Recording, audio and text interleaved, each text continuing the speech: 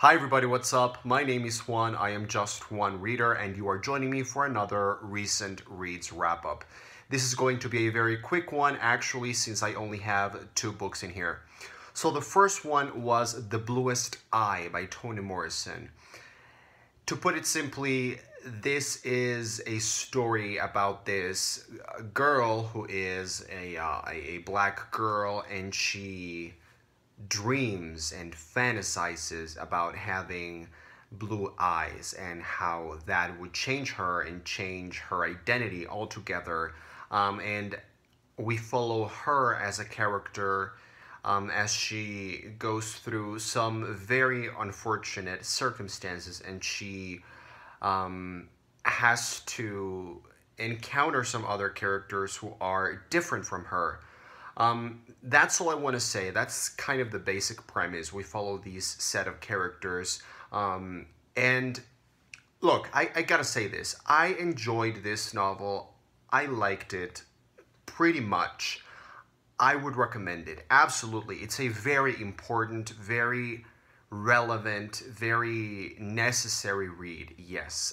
The subject matter that it explores, these ideas of identity and race, and, the way that some things work in America and in some other places in the world. That it was very interesting to think about. In Mexico, for example, we don't have that particular kind of racism, or we don't have that specific type of conflict. However, we have some other types of racism and some other types of discrimination and some other issues regarding identity and social injustice that we have to address here in Mexico. But it was very interesting to kind of compare and contrast the experience as portrayed in this book with the characters within the book, to what I live in my own reality in Mexico, as a country and as a city. But anyway, I digress. So like I said, I really liked it. However, I gotta say, I went into this novel having a very strong very heavy mental picture or mental idea of, oh, this is Toni Morrison. She won the Nobel Prize. It's Toni Morrison. She's like one of the big ones. She's one of the biggies in literature, in American literature. And this is The Bluest Eye. It was her debut novel, I believe. I'm not sure. I think so. And it's supposed to be, a book that everybody loves, and that it's so important and so beautiful and so great and so splendid and magnificent. So, yeah, a lot of expectations going into this book. Most of that was met, but I did find it a little bit boring for me. I did find that sometimes I felt Toni Morrison's message and what she was trying to convey and what she wanted to, the message that she was trying to send was kind of very obvious and very sort of right there, like right in your face. She even wrote a foreword at the beginning of the book in which she explains, oh, I wanted to write about this and this and this and this, and I did that doing such and such and such, which doesn't bother me necessarily, but I always prefer things to be subtler in literature, and I really like feeling like when I read something that I find particularly valuable, I really like feeling like I've earned it and like I have been critical about it, about the material. So here, I appreciated it and I liked it regardless of the foreword and all of that, but I found it a little bit too obvious and a little bit too explicit and direct. Nonetheless, I really enjoyed it and I gave it 4 stars. It's not like one of my favorite books of the year or anything, but I strongly recommend it if you haven't read it, particularly because of the subject matter. And like I said, even if you are not American, like myself, for example, I am not American, but I was able to relate to a lot of what is addressed in this novel. I gave it 4 stars, and it was a good read. Oh, by the way, I forgot to say that my 2 favorite aspects of The Bluest Eye were the use of language. The language itself, it's really beautiful, and also and above anything else, what I really liked about this book was the structure. It reminded me a lot of the structure that Junot Diaz uses in The Brief Wondrous Life of Oscar Wilde, in which, very similarly to The Bluest Eye, he focuses on the character who is like the focus of the story, Oscar Wilde, and it's all about telling his story, but he sort of tells the story sort of from the borders, from the periphery of his life. So it's very rarely that we get to actually follow that character, the central figure of the story, himself or herself in this case.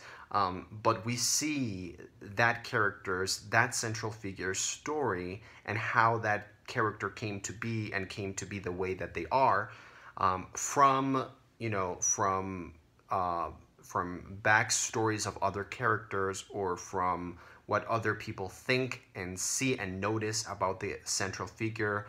So it's very interesting because we never really follow her. Well, we sometimes follow the character itself, but we never truly follow them like you would expect. And I really liked that that structure. Although, if I am really honest, I thought The Brief Wondrous Life of Oscar Wilde was much, much better than this one. At least it was for me. So the next book that I want to talk about today is very different. This is book number 12 in a series of unfortunate events by Lemony Snicket. It's called The Penultimate Peril, and I'm just gonna mention something very briefly, and that's it. Reading this series as an adult, rereading this series as an adult has been an interesting experiment. It's had its ups and downs. It's been kind of a roller coaster. I have enjoyed some of the books in the series. I have enjoyed really, just very much. Like book 5, book 6, book 3. I've really enjoyed them. But then there are some others in there that are kind of lackluster. And, you know, book 11, like the one that came just before this one, book 11 was such a letdown, and it was so frustrating and so irritating. This one, book number 12, The Penultimate Peril, I would say is one of the good ones. I actually enjoyed it. There was a lot of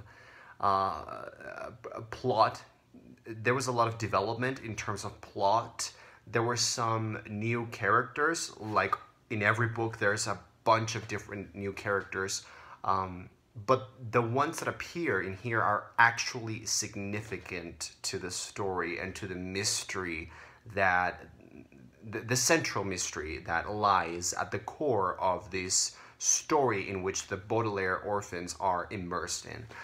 So I enjoyed it very much. I'm just very uncertain, or rather, I'm very intrigued as to how he, Mr. Lemony Snicket, aka Daniel Handler, how is he going to wrap things up in book 13? Because honestly, reading the series up to here, the first 12 books, there are a lot of questions, a lot of mysteries, and honestly, there's not enough information to really feel like you have solved anything.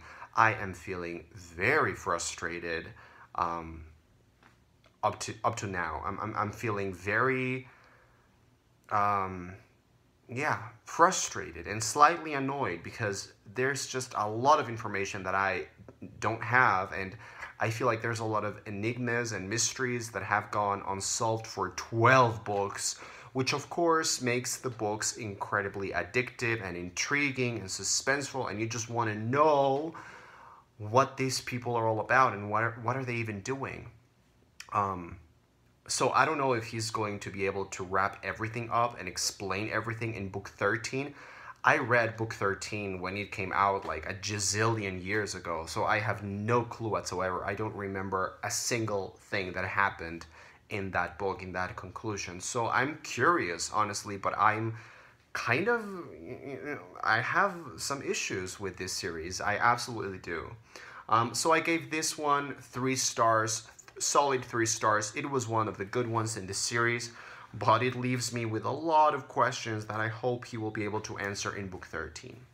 So there you go. If you have read or you want to read, or if you have anything to say about either one of these books, please leave your comments down below and I will get to you as soon as possible. Thank you for watching. I am just one reader.